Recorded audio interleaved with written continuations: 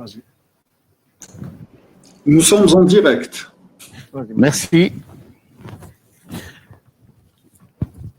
Facebook, réseaux sociaux sont devenus derrière moi des véritables zones nécrologiques. Chaque jour, on nous annonce le décès d'un de nos confrères. Chaque jour, on nous annonce l'hospitalisation de nos confrères ou de nos consoeurs. Pour cela, permettez-moi quand même de dire بعد بسم الله الرحمن الرحيم وبشر الصابرين الذين إذا أصابتهم مصيبة قالوا إن لله وإنا إليه راجعون أولئك عليهم صلوات من ربهم ورحمة وأولئك هم المهتدون. رحم الله جميع خوتنا اللي توفوا هذو الأيام، ما نذكروهمش في اسماواتهم لأنهم كثار. راهي قريب 29 طبيب توفى وأكثر من 1000 طبيب ومن عمال الصحة أيضا مرضى بهذا الوباء.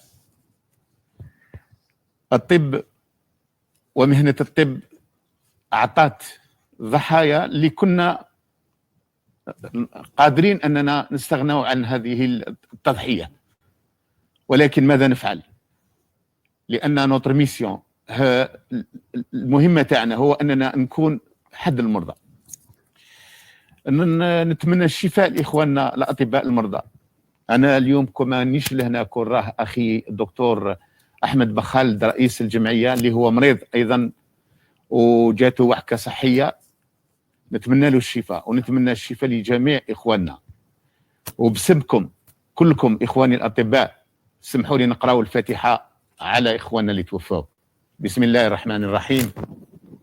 الحمد لله رب العالمين الرحمن الرحيم مالك يوم الدين إياك نعبد وإياك نستعين اهدنا الصراط المستقيم صراط الذين أنعمت عليهم غير المغضوب عليهم ولا الضالين آمين رحمهم الله. Cette pandémie de Covid-19 nous a contraints, pour éviter la léthargie et l'inertie, de programmer ces webinaires. Nous avons fait le premier webinaire le 28 du mois dernier, du 28 juin. Aujourd'hui, nous en sommes au deuxième. Au total, ça sera 6 webinaires qui va prendre beaucoup de spécialités, à savoir la diabéto, la cardio, l'endocrinologie, la pédiatrie, la pneumologie, l'allergologie, la psychiatrie, la dermato et la gastrologie. Et ça sera suivi de 2 webinaires, un qui sera dédié à la pharmacie et l'autre à la chirurgie dentaire. Ce travail ne pourrait être et ne pouvait se faire sans l'appui de nos confrères, chers maîtres et confrères conférenciers, sans oublier le nerf de la guerre, nos amis et partenaires, les laboratoires pharmaceutiques, dont je vais citer Sanofi, Merck, Blédina, Mérinal, Servier, AstraZeneca, Pierre Fabre, Carpe Diem pour MSD. Et je souhaite la bienvenue à tous nos amis à ce webinaire. Je leur souhaite bonne écoute. Et je cède la parole à mon ami et frère, Dr Dhaba, pour présider et modérer cette session. Salam alaikum. Alaykoum salam.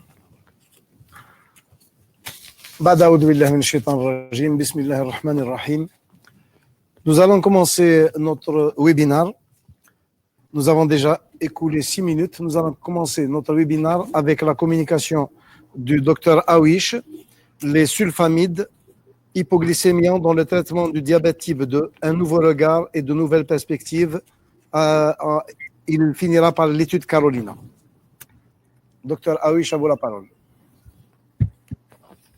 Merci beaucoup, Dr Dhaba. Donc, bonsoir à toutes et à tous. C'est vraiment un honneur donc d'être parmi vous aujourd'hui. Alors, c'est à mon tour de m'incliner devant la mémoire de toutes les victimes de la pandémie donc Covid-19 de l'ensemble du personnel soignant, évidemment, donc décédé dans l'exercice de leurs fonctions.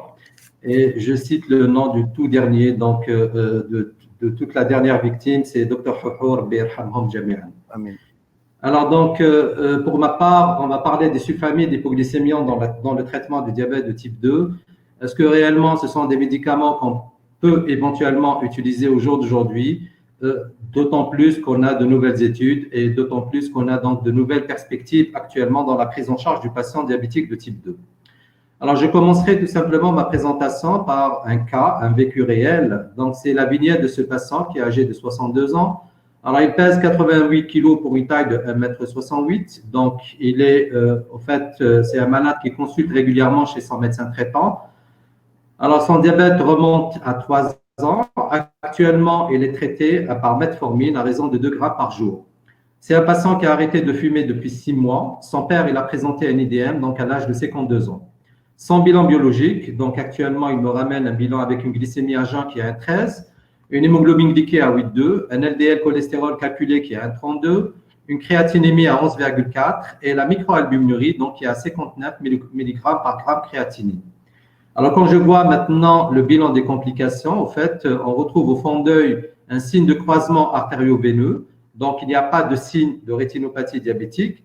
Sur le plan, je vais dire, donc, hygiène de vie, alors il se définit comme un bon vivant. Il a toujours aimé profiter de sa vie, mais le problème qui se pose, c'est que c'est un malade qui ne fait pas trop d'activité physique, ni de diététique, donc il essaie un petit peu de faire attention, mais en fait à sa manière. Mais depuis son déséquilibre glycémique qui remonte depuis 6 mois, et là, il semble mieux adhérer aux règles hygiéno-diététiques. Alors, quand je regarde ce patient-là, quelles sont les conclusions que je peux dire par rapport à M. Ahmed? Et parmi les conclusions donc rapides. Donc, ce que je peux dire, donc c'est essentiellement, je suis devant un malade éventuellement déséquilibré. Là, vous voyez que son hémoglobine glyquée dépasse les 8%. C'est un malade aussi qui présente un syndrome métabolique. Là, vous voyez qu'il a tous les symptômes en faveur du syndrome métabolique, à savoir cette obésité, à savoir aussi on a vu donc essentiellement donc la dyslipidémie, mais aussi c'est un malade qui semble être hypertendu et dyslipidémique. Alors il a aussi d'autres facteurs de risque associés. Et là on a noté aussi cette microalbuminurie qui est positive. Donc je peux dire que je suis devant un patient qui est dans le risque quand même cardiovasculaire qui est assez élevé. Donc c'est un patient qui est dans le haut risque cardiovasculaire. De ce fait, si j'ai envie maintenant de le traiter, il faut que je le mette dans la sécurité cardiovasculaire. Donc, c'est ça l'objectif au jour d'aujourd'hui dans le traitement des patients diabétiques de type 2, c'est essentiellement les mettre à l'abri, voire même diminuer le risque cardiovasculaire chez ces patients-là. Maintenant, si on regarde, c'est-à-dire son hémoglobine glyquée qui est à 8,2, je rappelle que c'est un malade qui était sous metformine à 2 grammes, qu'est-ce que je pourrais faire devant ce patient-là? Est-ce que réellement, je vais augmenter la dose de 2 à 3 grammes et je renforce les règles hygiéno-diététiques? Peut-être que je pourrais penser éventuellement à maintenir le traitement actuel et à rajouter un inhibiteur de l'alpha-2 glucosidase. Peut-être que je garderai de la metformine ou je rajoute une insuline basale. Ou bien, je vais tout simplement garder de la metformine et je rajoute un sulfamide hypoglycémiant. Ou bien, vous pouvez aussi, on peut proposer aussi les analogues de GLP-1 ou bien les inhibiteurs du SGLT2. Mais avant de répondre à cette question, j'aimerais bien donc revenir à la problématique du diabète dans le monde et en Algérie. Alors, on sait au jour d'aujourd'hui que malheureusement, quand on fait déjà le diagnostic du diabète de type 2, 50% de ces patients-là présentent déjà des complications, qu'elles soient micro ou macrovasculaires. Et on sait actuellement que réellement, donc, le patient diabétique, c'est essentiellement le risque cardiovasculaire qui vient altérer et qui vient tout simplement entraîner donc la mortalité et la morbidité chez des patients diabétiques de type 2. Donc, de ce fait, l'intérêt d'aller déjà faire tout simplement le bilan des complications au moment du diagnostic. Alors là, vous voyez que les études ont bien montré que les risques cardiovasculaires sont 2 à 4 fois plus élevés chez les patients qui souffrent de diabète de type 2 et ceci est en parallèle essentiellement avec l'élévation de l'hémoglobine glyquée. Donc, ça veut dire que parmi les facteurs qui interviennent au jour d'aujourd'hui dans le déséquilibre essentiellement, c'est-à-dire dans les complications cardiovasculaires, c'est le déséquilibre métabolique. Et là, quand on regarde essentiellement les hospitalisations pour les diabétiques de type 2, plus de 75% le sont pour les maladies cardiovasculaires. De ce fait, la mortalité malheureusement cardiovasculaire, elle est beaucoup plus importante chez les patients qui présentent un diabète, essentiellement le diabète de type 2. Alors, quand je regarde maintenant de près quels sont réellement, pourquoi le patient diabétique est plus exposé, là, je vous ai un petit peu énuméré donc toutes, si vous voulez, les éventualités, parce que tout simplement, le diabète de type 2 donc, répond à une pathogénie qui est assez complexe. Alors, vous voyez, donc, il y a le rôle de l'hyperinsulinisme, il y a le rôle de la dyslipidémie, parce qu'un patient diabétique de type 2, c'est d'abord un métabolique, donc, et plus un hypertendu, un dyslipidémique. Il y a le rôle aussi de la prédisposition génétique, bien sûr, qu'on ne peut pas faire face, mais aussi, chez le patient diabétique de type 2, comme vous le voyez, il y a le rôle aussi des phénomènes inflammatoires qui interviennent tout simplement dans le risque de thrombose, et ceci aggraverait essentiellement le risque de faire donc des ischémies. Et il y a aussi le rôle du foie. Alors, on sait que 80% des diabétiques de type 2, malheureusement, présentent une stéatose hépatique, parfois même une stéatohépatite non alcoolique, donc le NASH syndrome, qui pourrait éventuellement entraîner un surrisque de mortalité cardiovasculaire. Mais regardez en dernier, il y a aussi le rôle de l'hyperglycémie. Alors, l'hyperglycémie au jour d'aujourd'hui intervient comme un facteur important dans le risque cardiovasculaire. C'est pour ça que la cible est d'aller, bien sûr, équilibrer le patient diabétique de type 2. Est-ce que ça a été vérifié par les études? La réponse est oui. Alors, regardez bien les études, les anciennes études. Je parle essentiellement des CCT UKPDS chez les DT1 et respectivement chez le DT2 pour l'UKPDS. On avait montré que réduire l'hémoglobine glyquée, ça faisait quand même réduire les complications essentiellement micro-angiopathiques, mais aussi macro-angiopathiques. Mais quand je regarde les autres études, et là je parle essentiellement de la dernière étude que vous voyez ici à droite, c'est l'étude Steno 2. Alors on a fait baisser de 0,5% l'hémoglobine glyquée, on a tout simplement réduit le risque cardiovasculaire de 53%. Alors vous allez me dire que c'est énorme, oui c'est énorme, mais en fait ici on n'a pas été juste glucocentrique, on a été tout simplement équilibrer tous les facteurs de risque et ceci a nettement réduit le risque cardiovasculaire. Ça veut dire qu'il faut enlever cette image qu'on a souvent, c'est d'aller juste équilibrer le patient diabétique, mais d'aller prendre tous les facteurs de risque du patient diabétique, bien sûr en charge, ainsi que le bon équilibre glycémique. Alors, ceci a été vérifié par les études. Quand je parle des nouvelles études qui ont essayé de regarder quel est l'impact de l'équilibre glycémique parfait chez les patients qui avaient déjà un diabète ancien qui était dans le risque élevé, là, vous regardez que dans l'étude essentiellement VADT et l'étude ACCORD, on a essayé de faire bas, on a tout simplement augmenté le risque cardiovasculaire. Alors, comment expliquer ça? Expliquer ça parce que tout simplement, chez ces patients-là, c'était trop tard. Donc, ça sous-entend que si on est devant un patient qui est nouvellement diagnostiqué, oui, il faut aller très vite et aller équilibrer le patient diabétique. Mais si on est dans le risque cardiovasculaire, bien sûr, un patient qui est déjà compliqué, là, il faut peut-être revoir le profil patient pour éventuellement cibler l'objectif glycémique chez lui. Et là, c'est essentiellement lié au risque des époux. Alors maintenant, qu'en est-il de l'équilibre glycémique en Algérie? Alors là, je rappelle juste cette étude qui est sortie récemment. C'est l'étude tout simplement qui s'est intéressée à l'équilibre du patient diabétique de type 2. Là, vous voyez, c'est la vague tout simplement 7. Et regardez, c'est que malheureusement, quand on prend les malades qui sont inférieurs à 7%, ça veut dire équilibrés, on a pratiquement les 2 tiers malheureusement, ce que 57,9% des patients qui le sont. Ça veut dire qu'on est loin des objectifs, bien sûr, estimés.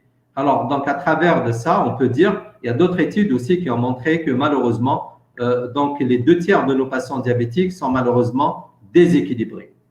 Alors, si je reviens à ce patient-là, je me dis, donc, il est déséquilibré. Pourquoi il l'est?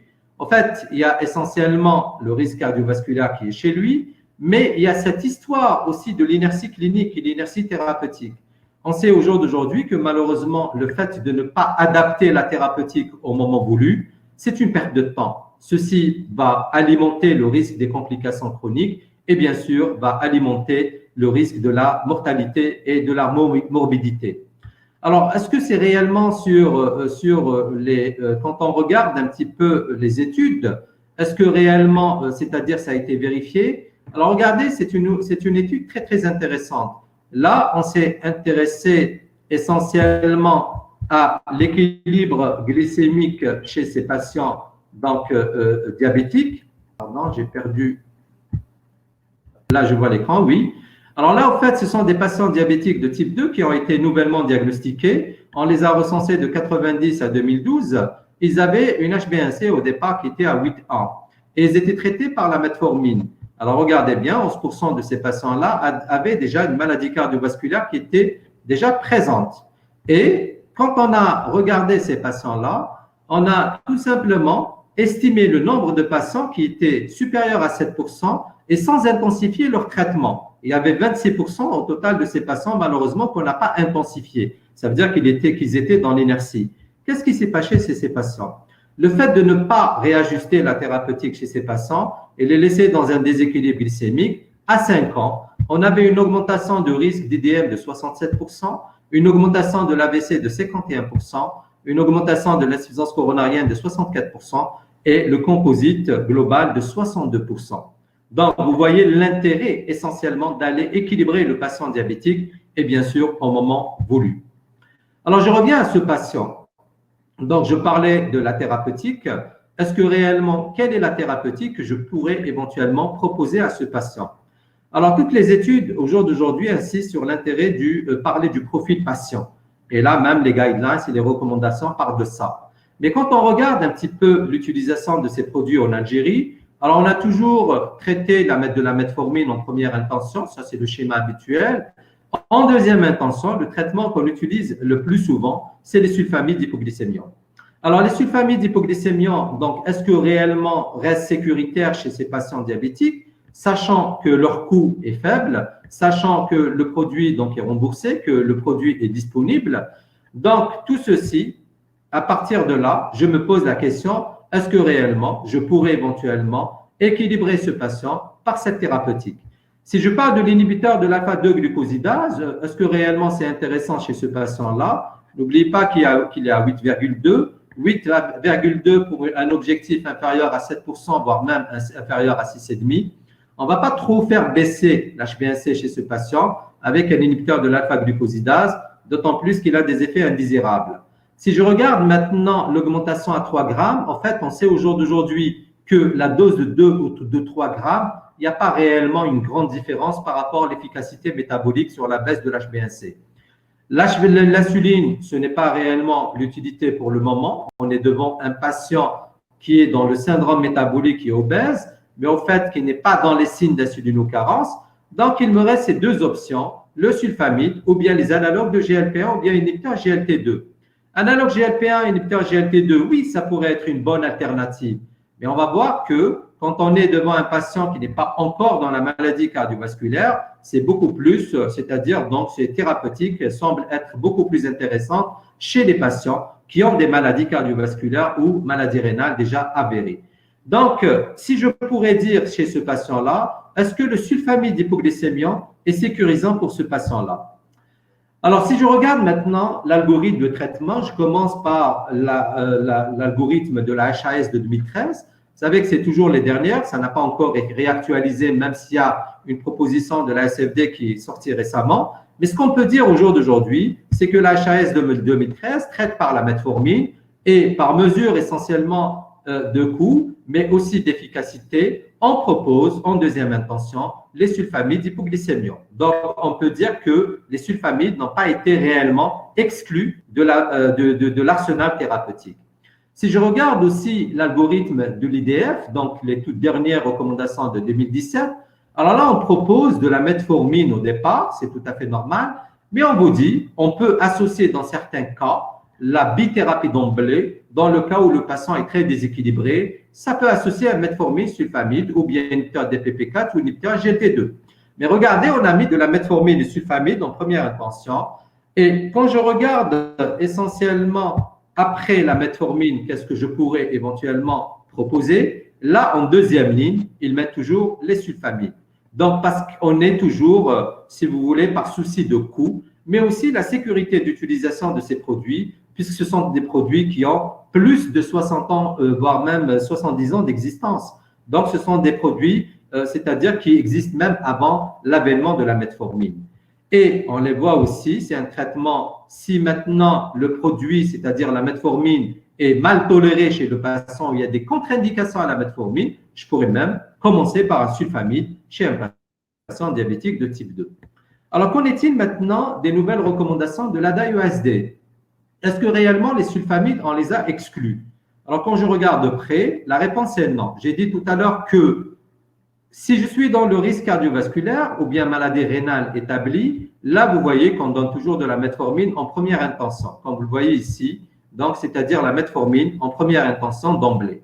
Mais si je suis plutôt dans le sujet qui est dans le risque, c'est-à-dire qu'il n'a pas de maladie cardiovasculaire, mais qui peut être dans le risque cardiovasculaire, mais il n'a pas de maladie rénale ou de maladie cardiovasculaire qui est déjà avérée, je peux dire oui, je pourrais éventuellement chez ce patient soit proposer des thérapeutiques, là vous voyez les glitazoles, des PP4, etc. Mais quand on regarde la place des sulfamides, ils ont toujours été cités et on vous dit oui, on peut les utiliser. Donc ce sont des produits au jour d'aujourd'hui, c'est-à-dire donc qui existent dans l'arsenal thérapeutique de l'ADA-USD 2018 qui a été, si je dirais, donc c'est-à-dire réactualisé en 2020. C'est le même schéma, c'est-à-dire c'est le même algorithme. Et là, on place les sulfamides hypoglycémiants. Alors, en fait, les sulfamides ici hypoglycémiants, je dirais que ici, dans l'ADA 2018, on n'avait pas une belle étude qui est sortie, que je vais détailler tout à l'heure, c'est l'étude Carolina, qui a montré la sécurité tout simplement des sulfamides sur le plan cardiovasculaire. Donc, ici, on croyait que les sulfamides avaient peut-être un effet, c'est-à-dire, on va dire, néfaste sur le plan cardiovasculaire. Alors donc, je reviens à mon patient. Quel réajustement thérapeutique, d'autant plus qu'il est dans le risque cardiovasculaire? Est-ce que réellement, si je vais lui proposer un sulfamide hypoglycémiant et sécuritaire, si je l'associe avec de la metformine?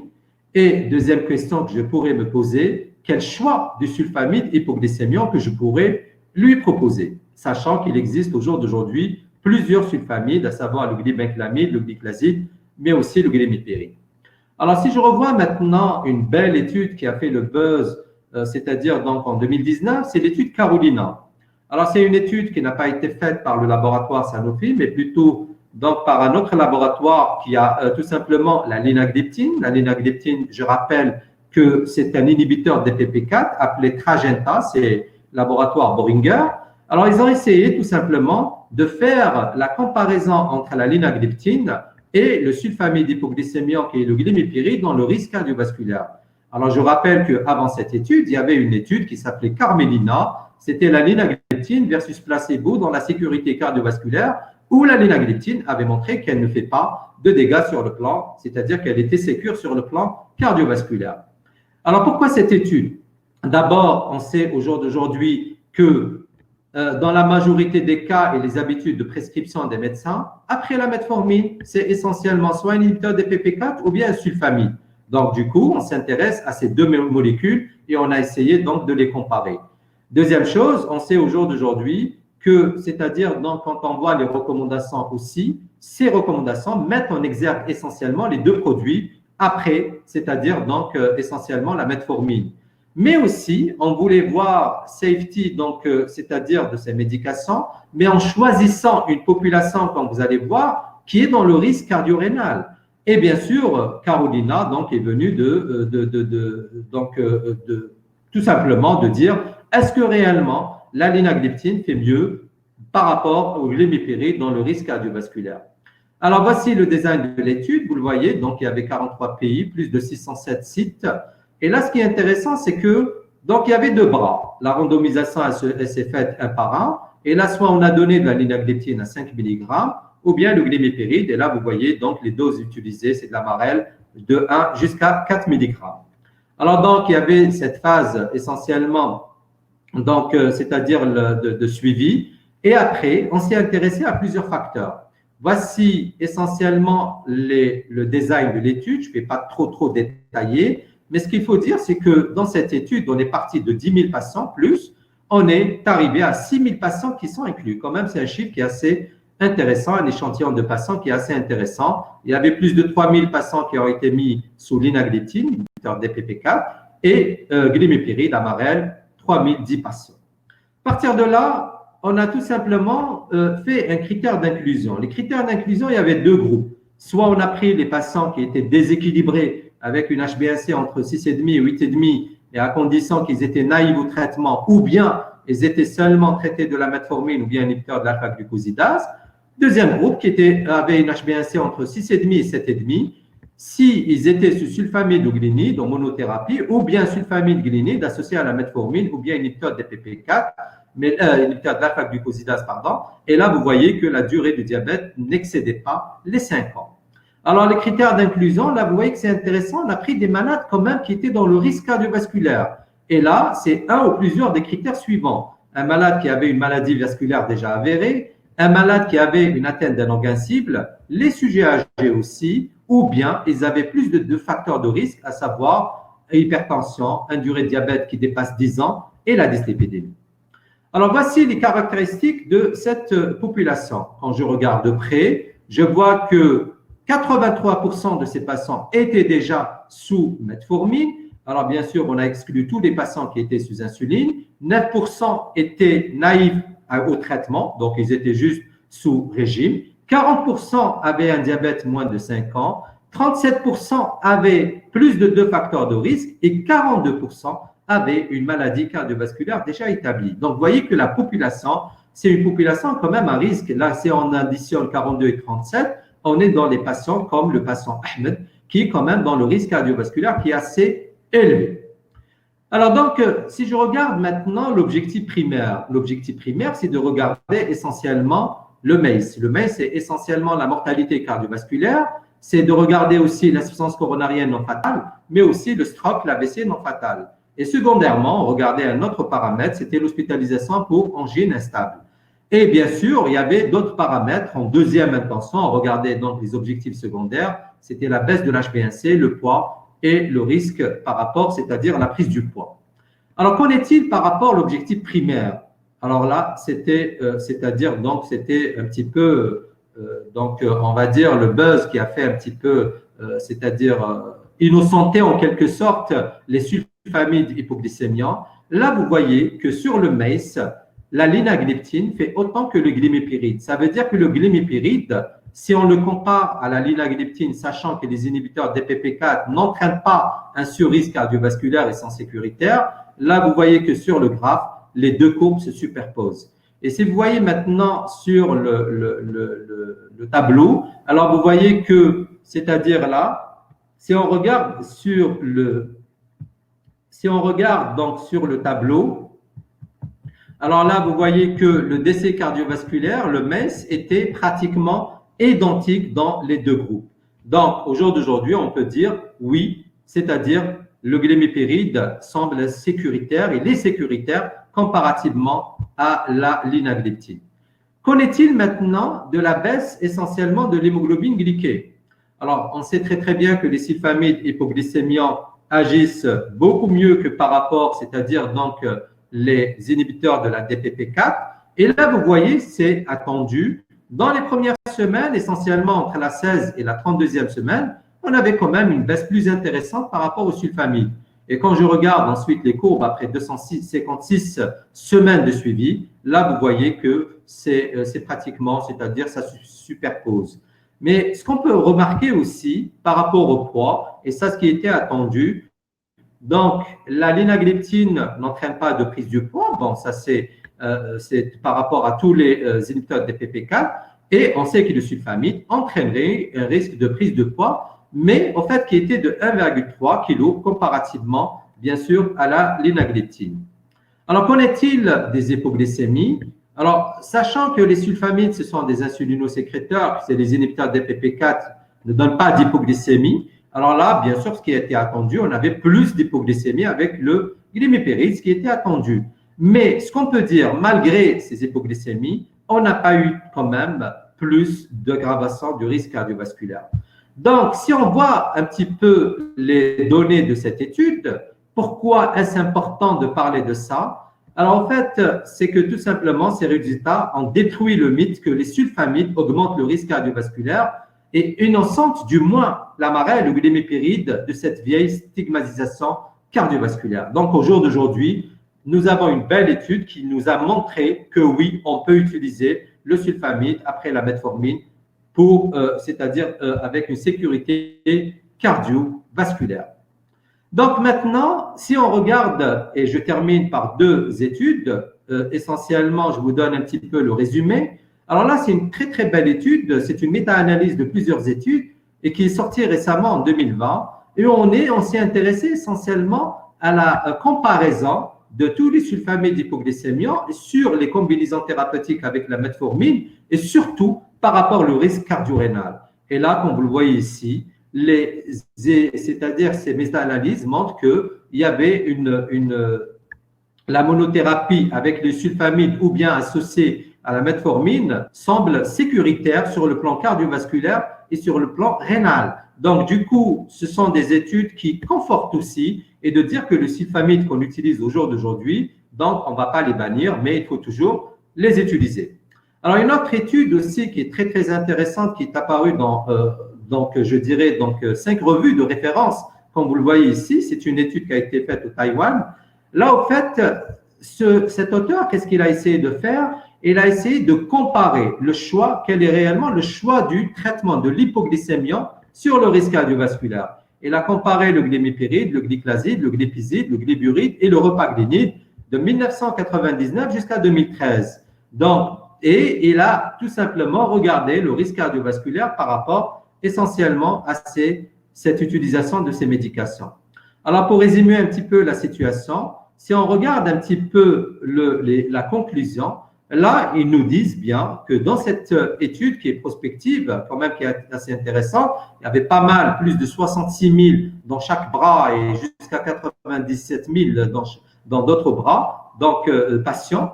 Là, on voit bien que les patients qui étaient traités essentiellement par les sulfamides hypoglycémiants et essentiellement le glimépiride avaient quand même des résultats intéressants, surtout dans la baisse de la mortalité cardiovasculaire.